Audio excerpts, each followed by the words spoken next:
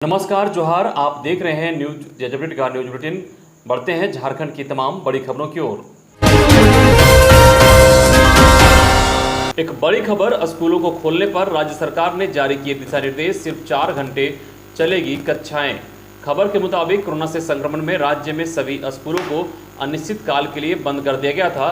बीते दिनों मुख्यमंत्री हेमंत सोरेन ने कोरोना के घटते मामले को देखते हुए स्कूलों को खोलने का आदेश जारी किया है, जिसके अनुसार सोमवार को झारखंड के शिक्षा सचिव ने एक आदेश जारी किया है। उन्होंने सभी उपायुक्तों से स्कूलों में पर्याप्त व्यवस्था के साथ स्कूल को खोलने की अनुमति दे दी है। हालांकि स्कूलों को खोलने के साथ ही शिक्षा सचिव ने कई शर्तों को पालन करने का निर्देश उपायुक्तों को दिया है। पत्र में सभी सरकारी स्कूलों को निर्देश दिया गया है कि वे आगामी 5 अगस्त तक स्कूलों में साफ सफाई, सैनिटाइजेशन और अन्य तैयारी कर लें, ताकि 6 अगस्त से नियमित रूप से 9वीं से 12वीं तक की ऑफलाइन कक्षाएं शुरू हो सके।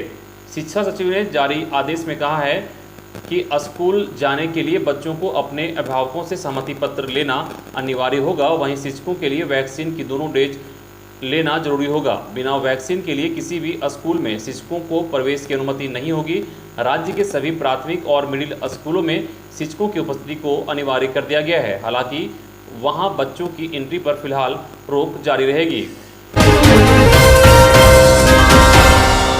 झारखंड के 3000 अप्रशिक्षित पारा शिक्षकों के लिए खुशखबरी, अप्रैल से जुलाई माह तक मिलेगा मानदेय। खबर के मुताबिक झारखंड में सर्व शिक्षा अभियान के तहत नियुक्त लगभग 3000 अप्रशिक्षित पारा शिक्षकों को 2 साल से मानदेय नहीं मिल रहा था। अब इन्हें मानदेय का भुगतान किया जाएगा। इतना ही नहीं, इनका बकाया मानदेय का भी भुगतान होगा। झारखंड शिक्षा परियोजना परिषद ने विधि परामर्श के बाद यह निर्णय लिया है। झारखंड शिक्षा परियोजना परिषद ने अप्रशिक्षित पारा शिक्षकों को इस साल अप्रैल से जुलाई माह तक के लिए मानदेय के भुगतान की प्रक्रिया शुरू कर दी है। राज्य परियोजना निदेशक डॉक्टर शैलेश कुमार चौरसिया ने सभी जिला शिक्षा पदाधिकारियों को इन पारा शिक्षकों के कार्य की शुद्धता की जांच कर वार्षिक कार्य योजना एवं वित्तीय वर्ष 2021-22 में उपलब्ध कराए गए वास्तविक कार्यरत अप्रशिक्षित पारा शिक्षकों के अप्रैल से जुलाई 2022 तक लंबित मानदेय की गणना कर भुगतान हेतु नियमानुसार सही आंकड़े PFMS पोर्टल पर 10 अगस्त तक अपलोड करने के निर्देश दिए हैं। साथ ही सभी जिला शिक्षा पदाधिकारियों को इसकी सूचना उपलब्ध कराने के लिए कहा है। राज्य में कोरोना अपडेट को लेकर बात करें तो पिछले 24 घंटे में मिले 23 नए कोरोना संक्रमित, जिनमें बोकारो से 4, देवघर से 4, कोडरमा से 1, लातेहार से 2, लोहरदगा से 4, पाकुड़ से 2, रांची से 3, साहेबगंज से 3 नए संक्रमित मिले हैं। वहीं 38 मरीज स्वस्थ होकर पिछले 24 घंटे में घर लौटे हैं, जिनमें बोकारो में 8, चतरा में 1, देवघर में 3, धनबाद में 3, दुमका में 1, पूर्वी सिंहभूम में 1, हजारीबाग में 1, लातेहार में 2, रामगढ़ में 2, रांची में 5, सरायकेला में 2, सिमडेगा में 3 मरीज स्वस्थ होकर घर लौटे हैं। वहीं पिछले 24 घंटे में इलाज के दौरान एक भी मरीज की मौत की सूचना नहीं है। राज्य में अब कुल एक्टिव केस की संख्या घटकर 254 रह गई है, जिनमें बोकारो में 29, चतरा में 4, देवघर में 9, धनबाद में 15, दुमका में 5, पूर्वी सिंहभूम में 16, गढ़वा में 23, गिरिडीह में 3, गोड्डा में 3, गुमला में 4, हजारीबाग में 7, जामताड़ा में 5, खूंटी में 5, कोडरमा में 26, लातेहार में 7, लोहरदगा में 2, पाकुड़ में 1, पलामू में 2, रामगढ़ में 9, रांची में 48, साहेबगंज में 12, सरायकेला में 7, सिमडेगा में 10 और पश्चिमी सिंहभूम में 2 सक्रिय मामले रह गए हैं। साथ ही दोस्तों, आगे और भी कई महत्वपूर्ण खबरें हैं, तो आप हमारे साथ बने रहें। साथ ही आपसे एक अनुरोध है कि अगर आपने हमारे चैनल को अभी तक सब्सक्राइब नहीं किया तो हमारे चैनल को सब्सक्राइब कर लें, और खबर अगर अच्छी लगे तो ज़्यादा से ज़्यादा लाइक करें, शेयर करें। अगली खबर, शिक्षा मंत्री जगन्नाथ महतो से मिले झारखंड अभिभावक संघ के अध्यक्ष, अभिभावकों को हो रही परेशानी से कराया अवगत। खबर के मुताबिक झारखंड अभिभावक संघ के अध्यक्ष अजय राय ने अभिभावकों को हो रही परेशानियों से राज्य के शिक्षा मंत्री जगन्नाथ महतो से मुलाकात कर अवगत कराया। साथ ही इससे संबंधित एक ज्ञापन सौंपा। इस संबंध में मंत्री के आवासीय कार्यालय में हुई चर्चा के क्रम में बताया कि लगभग 16 महीने से सरकारी गैर सरकारी स्कूल बंद है। स्कूलों द्वारा ऑनलाइन क्लास से बच्चों के स्वास्थ्य पर तो गहरा असर पड़ रहा है। वहीं ऑनलाइन जरूरतों को पूरा करने को लेकर हर अभिभावक परेशान हैं। वहीं स्कूल की ओर से हर तरह की फीस ली जा रही है। जो गार्जियन फीस दे नहीं पा रहा है, उनके बच्चों को ऑनलाइन क्लास से रिमूव कर दिया जा रहा है। साथ ही रिजल्ट भी रोके जा रहे हैं। इन परिस्थितियों में जहां बच्चों को शिक्षा के मौलिक अधिकार से वंचित किया जा रहा है, वहां सरकार के हस्तक्षेप जरूरी हो जाता है। ज्ञापन में मांग की गई है कि पिछले साल निकाले गए विभागीय पत्रांक 1006 दिनांक 25/6/2020 का 100% अनुपालन सत्र 2021-22 में भी सुनिश्चित हो। वहीं शुल्क के अभाव में छात्रों को ऑनलाइन क्लास से वंचित न किया जाए। ज्ञापन लेने के उपरांत जगन्नाथ महतो ने आश्वासन देते हुए कहा कि इस संबंध में जल्द ही विभागीय स्तर पर कार्रवाई की जाएगी।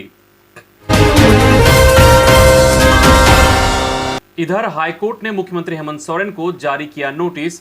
खबर के मुताबिक झारखंड हाईकोर्ट के जस्टिस राजेश कुमार की अदालत ने एक मामले में सुनवाई करते हुए मुख्यमंत्री हेमंत सोरेन को नोटिस जारी कर जवाब मांगा है। यह मामला इंटरनेट मीडिया पर मुख्यमंत्री के खिलाफ अपमानजनक टिप्पणी करने से जुड़ा है।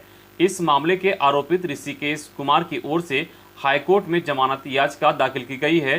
सुनवाई के बाद अदालत ने कहा कि SC/ST एक्ट की धारा 15A के तहत बिना पीड़ित को सुने अदालत कोई आदेश पारित नहीं कर सकती है, इसलिए मुख्यमंत्री हेमंत सोरेन को नोटिस जारी किया जा रहा है। गढ़वा के रहने वाले ऋषिकेश कुमार द्वारा इंटरनेट मीडिया पर मुख्यमंत्री हेमंत सोरेन के खिलाफ आपत्तिजनक टिप्पणी की गई थी। अगली खबर, झारखंड में भी जातिगत जनगणना की मांग, विधानसभा में विधेयक लाने की वकालत। जानकारी के मुताबिक देश भर में जातिगत जनगणना की तेज होती मांग के बीच झारखंड में भी राजनीतिक सरगर्मी बढ़ रही है। झारखंड में जातिगत जनगणना की मांग जोर पकड़ रही है। सत्तारूढ़ गठबंधन की सहयोगी कांग्रेस ने इस मुद्दे को उठाते हुए राज्य सरकार से मांग की है कि केंद्र ने देशव्यापी जातिगत जनगणना से मना कर दिया है तो राज्य सरकार प्रदेश में जातिगत जनगणना कराए। उधर राजद ने सुझाव दिया है कि सरकार विधानसभा के मानसून सत्र में जातिगत जनगणना को लेकर विधेयक पारित कराए। विपक्षी खेमे में आंसू भी इसकी पक्षधर है।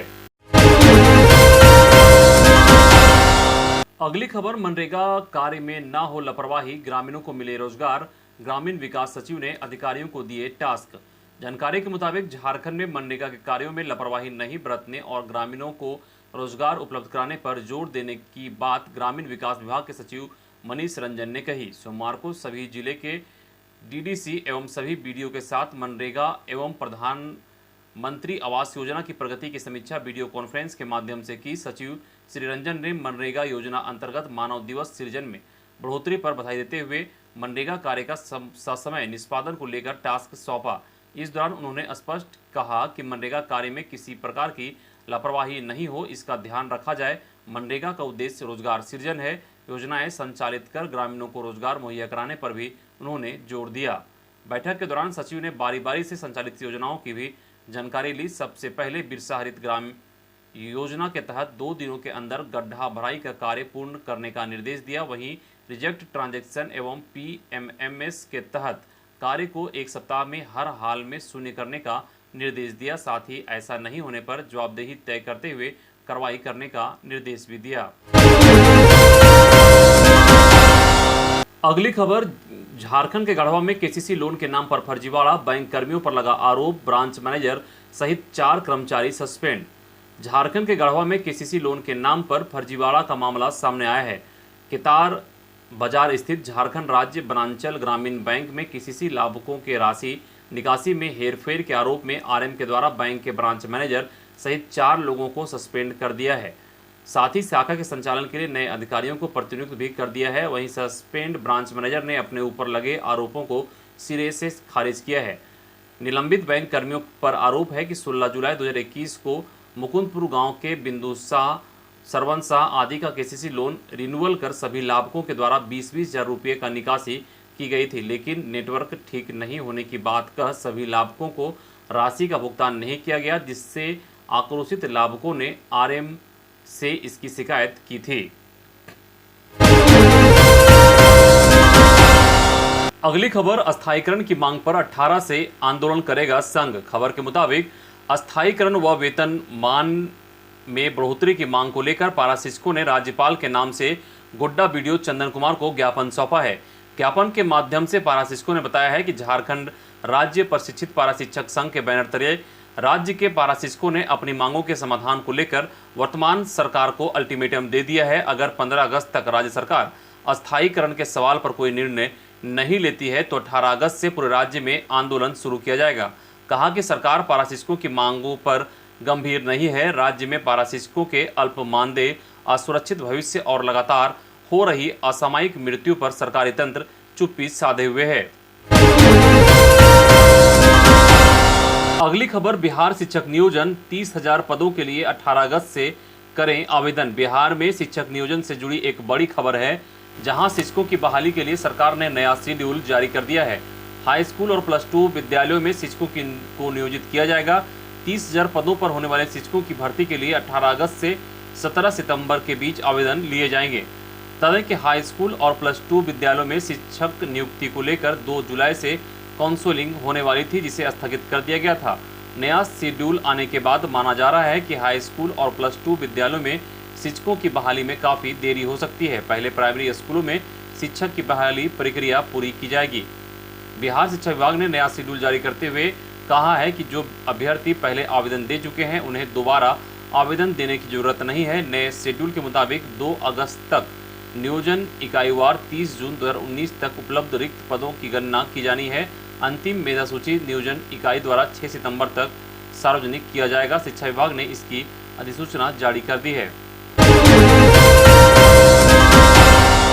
अगली खबर, 12वीं बोर्ड में राज्य के 34,000 छात्र फेल। रिजल्ट से असंतुष्ट विद्यार्थियों ने जैक कार्यालय का किया घेराव। खबर के मुताबिक Jharkhand academic council board office में सोमवार को राज्य के लगभग 4,000 स्टूडेंट्स ने विरोध किया। मामला यह है कि इस वर्ष 12वीं जैक बोर्ड में 4 लाख छात्र शामिल हुए थे, उसमें से लगभग 34,000 फेल हो गए हैं। इसी का विरोध करने सुबह 9 बजे से काफी संख्या में छात्रों ने कार्यालय का घेराव किया।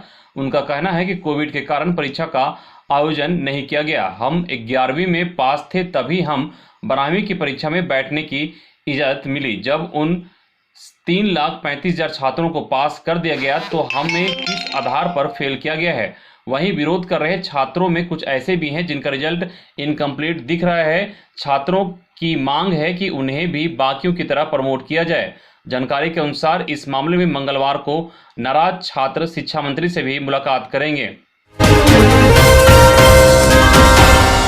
अगली खबर, भाजपा का 120 घंटे का सत्याग्रह शुरू। बाबुल मरांडी ने सोरेन पर साधा निशाना। पूर्व मुख्यमंत्री और भाजपा विधायक दल के नेता बाबुल मरांडी ने कहा कि राज्य को लूट के साम्राज्य से बचाने के लिए सोरेन परिवार को संथाल परगना से बोरिया बिस्तर बांधकर विदा करना होगा। श्री मरांडी सोमवार को दुमका के फूलो झानो चौक पर दुमका जिला भाजपा की ओर से चलाए जा रहे सत्याग्रह को संबोधित कर रहे थे। बिगड़ती कानून व्यवस्था और खनिज संपदा की लूट खसोट के विरोध में 120 घंटे के सत्याग्रह का सोमवार को चौथा दिन था। बाबुल मरांडी ने हेमंत सरकार पर निशाना साधते हुए कहा कि राज्य में चारों तरफ लूट मची है, कोई काम लीगल नहीं हो रहा है। पत्थर, बालू, कोयला, लोहा, जमीन की लूट हो रही है, इसमें झामुमो के लोग भी संलिप्त हैं। उन्होंने कहा कि साहेबगंज में दलितों की जमीन को झामुमो के लोगों ने कब्जा कर लिया और विरोध करने पर उसे जेल भेज दिया। जामताड़ा में कांग्रेस के लोगों ने दलितों की जमीन को लूट लिया। दुमका में भी जमीन लूट की शिकायत मिली।